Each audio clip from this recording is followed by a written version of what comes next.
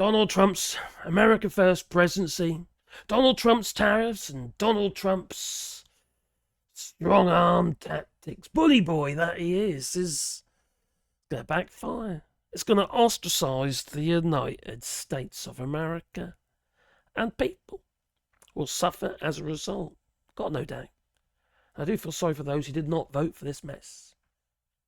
But that is basically the bottom line of it. Everyone is going to suffer.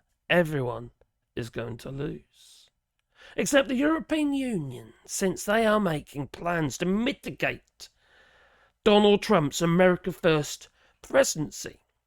Now, Ursula von der Leyen, the European Commission president, she casts Europe as an economic heavyweight. It's got around 16 trillion turnover plus.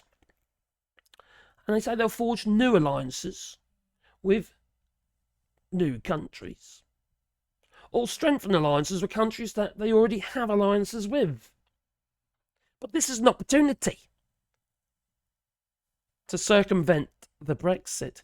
Now, this got me thinking, it did. Now, Keir Starmer, the UK Prime Minister, has been in discussions with Ursula von der Leyen regarding a Brexit reset. And they talked about the tariffs. Now, I criticised Keir Starmer at the time about these tariffs and the reset, saying that's not going to happen. I'm starting to think it might do, and there might have been something that's been discussed behind the scenes, and potentially there could be some relaxation on these tariffs under a Labour government. It never happened under a Tory government, never.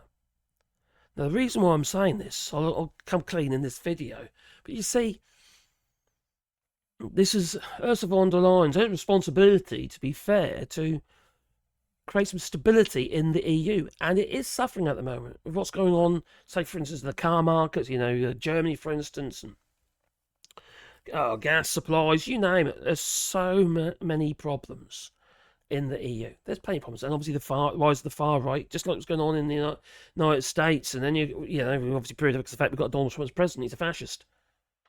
Now, we've now got Elon Musk as well. He's putting his talons into the EU, and with his so-called mega make Europe great again. With a platform like his, well, then quite frankly, it can cause a huge amount of damage. Quite frankly, if you ask me, it should be banned in the EU.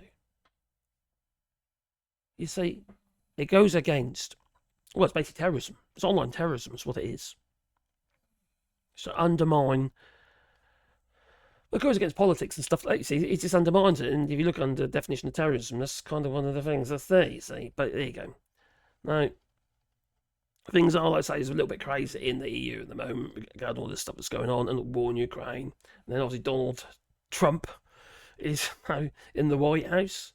So it is a bit of a challenge for Ursula von der Leyen to try and be positive and give a positive note without putting people in some kind of, she would put them in some sort of clinical depression, because it's quite easy to fall into a trap that you think, oh, crikey, there's no hope. I do feel like that myself sometimes. I think, crikey, I can't see a way out of this. And regarding the economy, regarding Brexit, regarding what's going on in the United States and the way people are these days, and I just can't see light at the end of the tunnel. But you have to work towards something. You've got to keep moving. Otherwise, you'd be stationary, wouldn't you? And nothing would happen. So you've got to do something, even though it might feel worthless. I feel like about this channel sometimes, but there you go. Keep doing it. So, anyway, in a sort of a classic EU form, she's trying to give over this positive note stuff, try and avoid this like race to the bottom mentality. We've got to try and float, not float, what's the word? We've got to try to promote the European Union, all the good things about the European Union amongst the people, that can make them positive about the alliance of all the European member states, and also obviously trade deals as well, including that one with the United Kingdom, as in the Trade Cooperation Agreement post-Brexit. It's important for the European Union, but also it's important for the United Kingdom. France, for instance, sells a lot of electricity to the United Kingdom. We sell you a lot of wood and stuff like that as well. There's all sorts of things. You see, the wood doesn't even have any tariffs on it, so even better. It's sold through WTO. So we need some sort of like cooperative. Well, she's saying we need a cooperative world order that Europe anticipated, but had never really managed to make it materialise before. But now Donald Trump is in the White House, has put emphasis on the necessity, which means any votes and what have you that go, that come to pass. Well, then, quite frankly, they probably will pass. So, like I said about the obviously X platform, what have you, it's going to be flooded with content attacking the EU constantly. So that needs to be blocked. And it's, I don't know, what was he saying about the EU? It's like some kind of, I don't know, keeps calling it like some sort of European, sort of declining museum resort or something. So, anyway, she's trying her best to promote the bloc's qualities. She says we've got a huge single market, which we have in the EU. It's unique social infrastructure, credible and it's very diverse over here, credible independent institutions, and unshakable commitment to the rule of law. And that's one thing you haven't got in the United States. You might think you have. But Donald Trump is just literally, well, leader of the Proud Boys, for instance. He had 22 years. He just pardoned them. 1,600 odd people who literally formed an insurrection on Capitol Hill were pardoned yesterday. That goes against the rule of law. Donald Trump is walking free. That goes against the rule of law. Dragged their blooming heels, didn't they? So even the bloc's ability to innovate is actually underappreciated. It is here in the EU. There's a lot of talent here. From science and what have you. We've got the Horizon Project. There's an alliance of boffins, big brains. There is. We have the largest chemical database in the world. EU Reach, which the United Kingdom basically signed itself out of. They've got to have their own, which nothing's happening there apart from the fact they're testing on animals again. So the thing is, you see, they're going to soften the red tape, and that's what the United Kingdom's hoping for, to make trade easier with the European Union. And I think the European Union is pretty pragmatic. Unfortunately, Keir Starmer is not pragmatic enough. And I have to admit, it was quite funny when Donald Tusk of Poland was looking for a return, the United Kingdom returning to the European Union. But you see, what's going to happen is, the United States, right, is ostracising itself, which opens up markets for which the European Union and other countries will try and fill. Markets that they have had a stronghold of. She's also saying that they're going to be trying to create stronger alliances with China. I'm not sure I'm particularly happy about that, but needs must, because not be funny the way we're going, it's we have a depleting economy, like many other countries, and obviously there's the cases of the Union. And then the world's changing, and we have to accept that. And with AI and what have you, job losses. Now, I've got some friends and family who work in technology, and their jobs are at risk now. One of our friends who's a graphic designer, he's going to be losing his job next year because of AI. Loads of people. Another friend who's a programmer, and he's got a team of people. He's written his contract, he's losing contracts left, right, and centre because of AI. And also my son-in-law, who's he likes he's clever sod. He breaks software. He finds software's flaws. He tests it basically, and he's finding it really hard to get new contracts now. So a lot of this stuff can be done in AI. See, people say AI, it's going to make more jobs than it loses and stuff like that. It will make more jobs, but it's not going to make more jobs than it loses.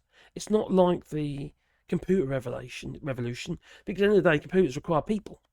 put the information. The thing about AI is doing half the stuff on its bloody own, isn't it? Anyway, that's another story.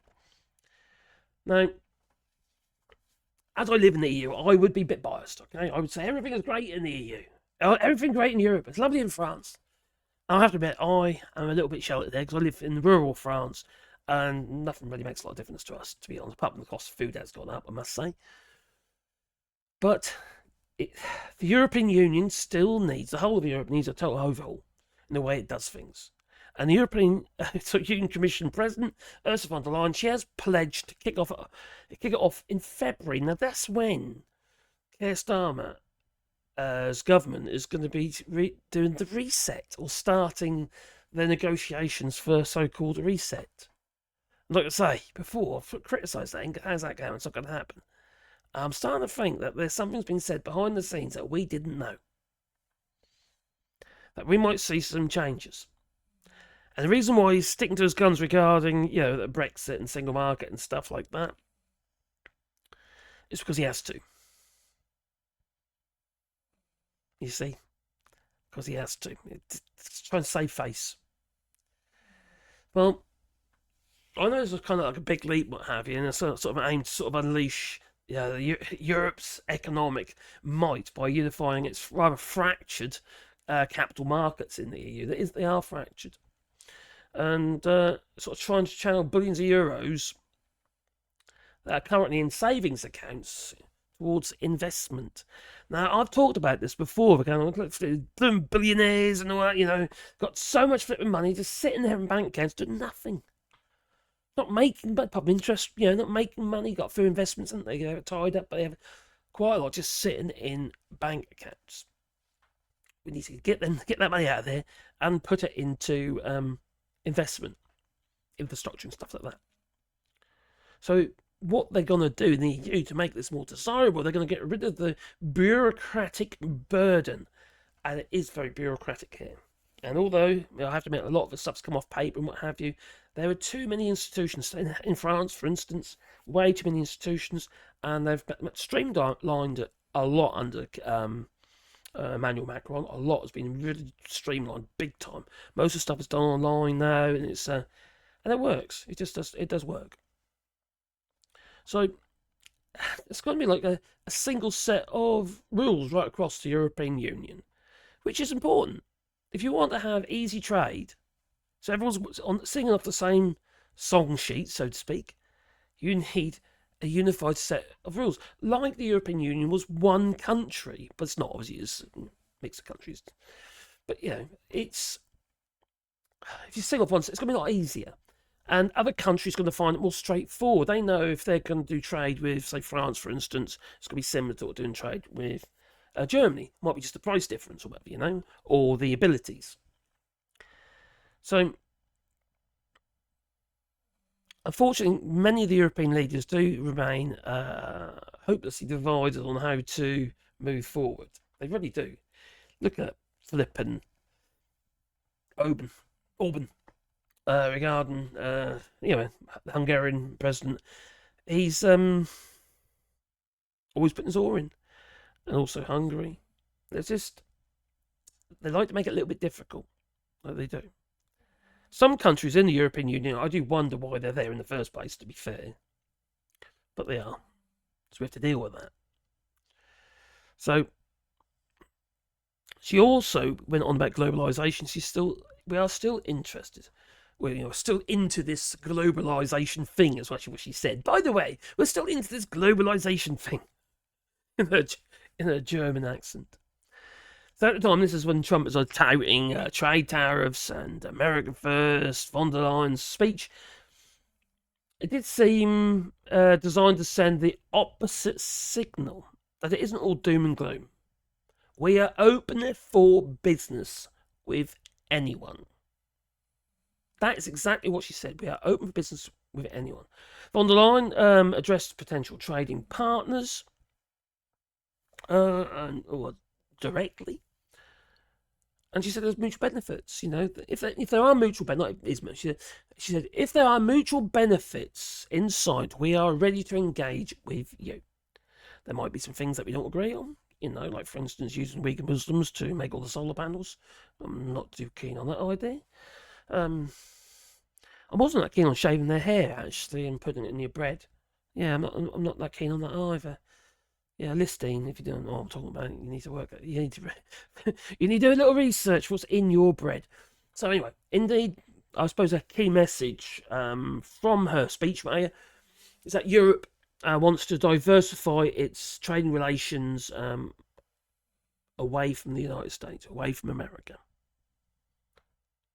which does open the door for the United Kingdom, opens the door for China, Mexico, Canada, India, Asia, India. You know, it really does. And that is what they want to try and give this we're open for business feeler. You know, it's positive. Come and do business with us. South America, you don't know where you are with them. Unless you want to do meme coins and stuff like that. Stick with that. God, that's scam man. He's a scam man. He's a scam man. Yeah, no, that never get a chance, will it? No. Anyway, indeed, so the key message anyway was just trying to unify the European Union amongst all the countries within the EU, but also to give the message that we're open for business. Our doors are open. And sod the United States. But if anything comes from the United States, that'll be a bonus. We can't rely on it. It's the same with security. It's the same with NATO, for instance. He's going to just cause so much shit. He really is. And it's deeply it's disturbing. And after seeing all his executive orders he signed with his big old Sharpie, and some of them are disgusting. Most of them are actually. And they're going to make the world a very much less safe place. Not be funny, he could be dead tomorrow, you know. He could keel over tomorrow. He's start blinking old, isn't he, you know. I suppose that's something to look forward to. Anyway, so basically, she ended with America? America who? And that's basically that's sort of telling me that Ursula von der Leyen how she feels about the United States now, and saying that basically they're about to trade with, let's say, Africa, Asia Pacific regions, China, the BRICS basically, and India, and she said all this stuff, and then the United States was just like tagged on the end reluctantly. You see, we do not we're not on the same level playing field anymore morally. You know, do we actually? I don't know if you can hear that. You might be able to hear it, but my dog's snoring in the background. She's just down there.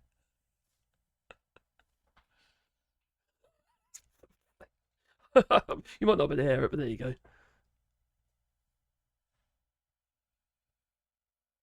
No, it's not picking it up. Oh dear. Anyway, so